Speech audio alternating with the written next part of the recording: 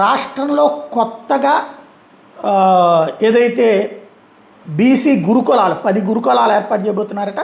110 కోట్ల రూపాయల బకాయిల్ని గతంలో జగన్ పెట్టిన దాన్ని చెల్లించడంతో పాటుగా కొత్తగా 10 గురుకులాలు ఏర్పాటు చేయాలన్నది చంద్రబాబు గారు ఓకే చేశారు. త్వరలో చేయబోతున్నామన్నటువంటిది ప్రభుత్వం ప్రకటించింది.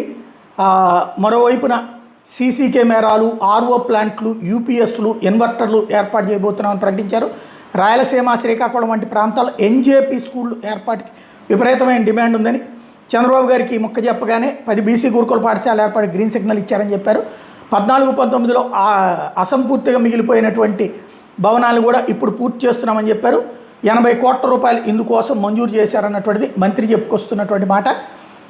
ఇదే సందర్భంలో గురుకులాలకు సంబంధించి BC, pre matric, post matric hostel గురుకులాల్లో ఉండే విద్యార్థులకి పౌష్టికాహారంతో కూడిన మెనూ అందించేలా మెచ్చార్జీలు పెంచి ఆలోచన చేస్తున్నామంటూ సవిత చెప్పుకొచ్చారు బీసీ సంక్షేమ మంత్రి. ఇదే విషయం మీద నోడల్ శాఖ అయిన సాంఘిక సంక్షేమ శాఖ ఆధ్వర్యంలో కూడా చర్చలు జరుపుతున్నామని చెప్పారు. త్వరలోనే ఛార్జీల పెంపు విషయం మీద ప్రకటన చేస్తామని చెప్పారు. రాష్ట్రంలో కొత్తగా ఈ 10 ఎంజేపీ గురుకుల పాఠశాలలు ఇదంతా కూడా అందులో భాగమని చెప్పుకొచ్చారు.